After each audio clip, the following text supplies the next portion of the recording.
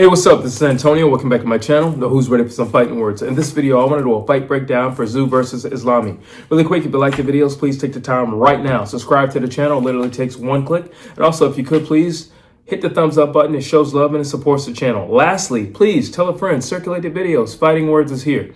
I'm going to do a fight breakdown, and what that means is I'm going to run down a list of attributes. Whoever has more points in the end, that's the individual that I'm going to pick to win the fight.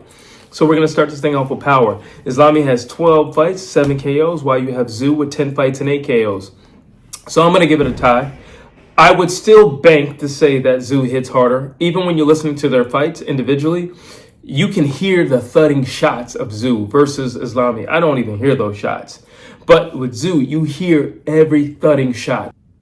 Who has a higher boxing IQ? So I think they both have higher boxing IQs than what's seen. When you look at Ismaili, you're looking at a guy who's a back-footed fighter. He's basically going to back up the entire time. He gives you the impression of not as good as, I'm just saying, just so you can get a visual, Lara. Lara can back up and have a full-on fight while backing up the entire time. And the question is he running? Is he fighting? No, he's fighting. That's just how he fights.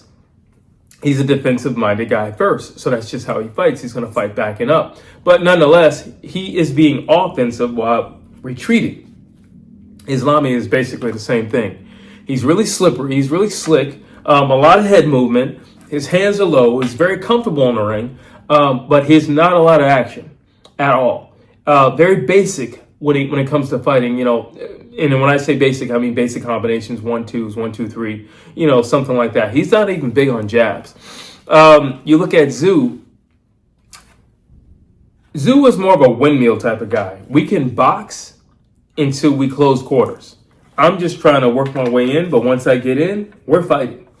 Period. He's a skirmish type of guy. You know, in the past, people would leave me these messages like, why are you talking about ancient wars? I think it's important. I think it also gives a visual. You take, I don't know, like the Huns. They would get really close, and there'd be a fight for like 30 seconds, and they back off. And that's kind of how Nikita Tszyu is. He's going to fight, but once he's going to box his way in. Once he gets in, we're brawling. And no matter how long we stay in there, that's what we're doing. We're brawling. Nikita Tszyu is more of a windmill fighter. So he'll just, it's all in the hips. It's all in the hips. And he's going to windmill that whole thing. We're not doing, you know, there is technique. There is a strategy to it. There is technique to it because clearly he had to make his way in. So clearly there is some boxing IQ there. Also, if you need more, you know, of an example of boxing IQ for Nikita Tszyu, look at the way he can get in. He's a very smart guy on the outside. He knows how to fight on the outside. But if you hit him, he doesn't have a retreat mechanism inside of him. You know, there's fight or flight. He's clearly fight. And that's just, that, you know, that runs in the bloodline. He's just clearly fight. So the boxing goes out the window. The fighting kicks in. And that's what he'll do. He'll windmill you to death. While you're looking at Ismaili, if he has to fight, you're going to have to make him engage because he's not going to engage naturally. That's just not naturally who he is. He's naturally a defensive guy. And you have to have a high boxing IQ if you're naturally a defensive guy. You got to give him props to that. I mean, anybody who's just naturally defensive, they clearly have a high boxing IQ. If they can avoid shots, they can be backing up.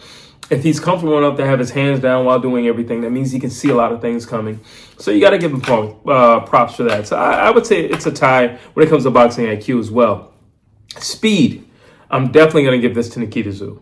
I think Nikita Tszyu is built like a football player, and I think he is fast-paced, and I think everything is 100%. I think everything is go. I think he has a great twitch when he's fighting, and just great instinct. Yeah. So there's things that you teach in the gym, and there's things that you don't teach. And I think Nikita Tszyu has a lot of things that you cannot teach. You either have it or you don't, and I think he hits the button once he's in the ring. And he has that thing. He has that fast twitch. He has that response time. He has great timing. He's great at, they're both good, pretty, Ismaili is okay at it because you can walk him down because he's not throwing jabs. But Tszyu is different. He is throwing jabs, but he's also throwing punches from different angles. So you can't walk him down. You don't know what's coming next. He's not a textbook jab, jab, right hand. He's not that. So you really don't know what's coming next. Ismaili is kind of the same thing. You don't really know what's next, but he's not an overly active guy in the ring or throughout the duration of the rounds. Mental toughness. You know what? Mentally tough. Again, they're both undefeated. They both, have under 15 fights. Mental toughness, I'm only going to give it to Tszyu because the way he fights. Now, I could clearly make an argument for mental toughness for Ismaili because, like I said, he's backing up the whole entire time. Like I said, his hands are low the whole entire time. And like I said, he's not very active, and yet he's making people miss, and he's tagging them. I don't think Ismaili is the type of guy who's looking for a knockout. I just think he's looking to score and win rounds, but it just so happens that he's caught knockouts just because people are coming in and they're more offensive-minded fighting a guy like him. Why you look at Tszyu, it's totally the opposite.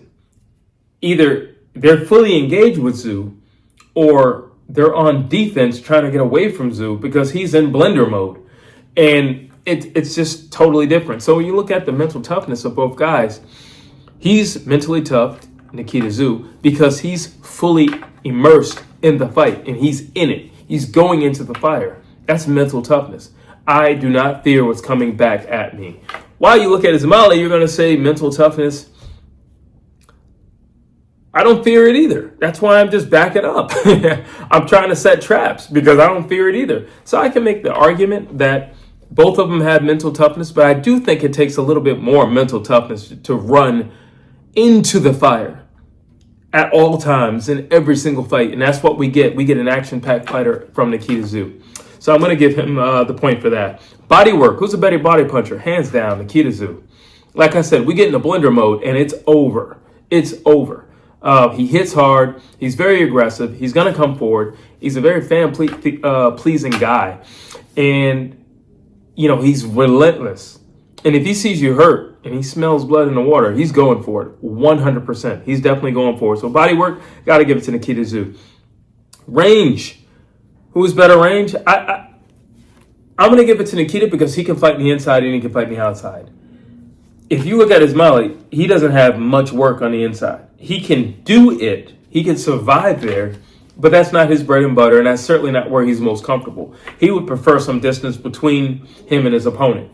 And, realistically speaking, him fighting Tszyu, he's going to have to work on the inside. There is no ifs, ands, or buts about it. He's going to have to work on the inside. And he's going to have to work doubly hard because he's not a very active guy during the rounds. That's only going to give Nikita Tszyu more confidence to rush on in. And Nikita Tszyu can cover a lot of ground really quickly. Durability. Nikita, he's been clipped, he's been down, and he's gotten back up. He's been wobbled, he's gotten back. He's come through the fire, and he still managed to knock his guy out. He still managed to win the fight. He still managed to win the fight impressively. He's a real blood and guts warrior, that Arturo Gatti type of guy. That's what he is, that Ricky Hatton type of guy. That's what he is, that Manny Pacquiao type of guy. That's what he is. He's a blood and guts warrior. Got to give it to him. Let's see. Cardio. So because of the way Ismaili fights, he's not expending a whole lot of energy. Most of his energy is keeping guys off of him. It's not that he's pressing anything. Now, vice versa, the energy being spent for Nikita Tszyu is trying to get two guys. That's the energy that he's spending.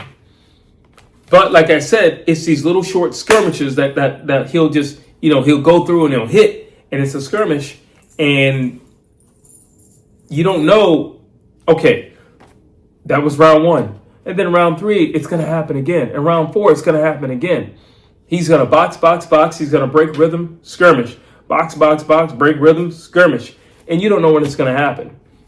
And for that, you got to have great cardio because at any given time, you're going to be fighting for your life. You're going to go from boxing to literally fighting for your life, then back to boxing. And you don't know when this is going to happen, but this is going to happen throughout the duration of the fight. So Cardio, I got to give it to Nikita Tszyu. Only because he can do that. Now granted, they're only fighting 8 rounds. It's not like it's a 12-round bout or anything like that. But still, nonetheless, if you can do it for the whole 8 rounds, that puts a ton of pressure on your opponent. And the stress level for your opponent goes way up because they don't know when it's going to happen again. They do know it's going to happen again because, the rounds are closing in and it's like, all right, I only got 2 rounds left. And we seem to be pretty much even in the scorecards. He's probably going to do it again. So you do know that. And it's just going to raise your stress level, really. Creativity. He's more creative.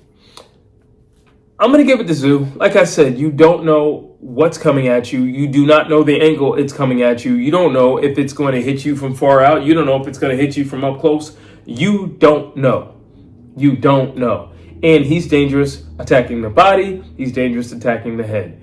He's also great at, like I said earlier, covering distance. And I mean at a split-second covering distance where he will leap and lunge at any given time. See, the problem with this fight is you have one guy who's passive and you have another guy who's extremely aggressive. And because of the way Ismaili fights, he's used to this. He knows he's going to be an matador. But you're looking at Tszyu. He's young. He's strong. He's fresh. He's coming off an injury, but he's been working. So I'm expecting to see a good performance from Tszyu, and not just because he's been gone for a little layoff due to injury, but also because Tim just had a loss, and I think to keep that name strong, now it's on you. You got to go in here and get something impressive to where that name and the stock, the Tszyu stock goes back up, and the only way to do that is if you go in there and you wreck shop and you make Ismaili, an oil spill on the ground, basically. Last but not least, danger. Who's more dangerous? Clearly, Nikita Tszyu is more dangerous.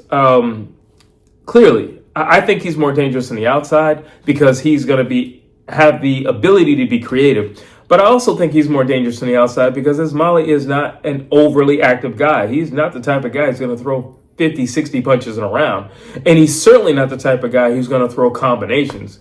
At most, you're going to get a 1-2, a 1-2-1, or something like that. You're not going to get anything more than 3 punches at a time. And you're not going to get them consecutively throughout the rounds. So he's not the most dangerous guy in the world. He really isn't. And he's passive. He'll be backing up the whole entire time. I look at Tszyu. He's dangerous. I look at Tszyu. He hits hard. I look at Tszyu. Tszyu follows up. I look at Tszyu, it's combinations. I look at Tszyu, it's angles. I look at Tszyu, he puts everything into it. And he's going to give you everything in that sequence of punches. And guess what? After that sequence is over, there's another sequence following. If you want to fight him on the outside, that's just fine. Because he's athletic enough to get that job done. And he's a good boxer. If you want to fight him on the inside, do it at your own discretion. Because he's going to wreck shop. I have Nikita Tszyu winning by knockout. Drop your thoughts down below.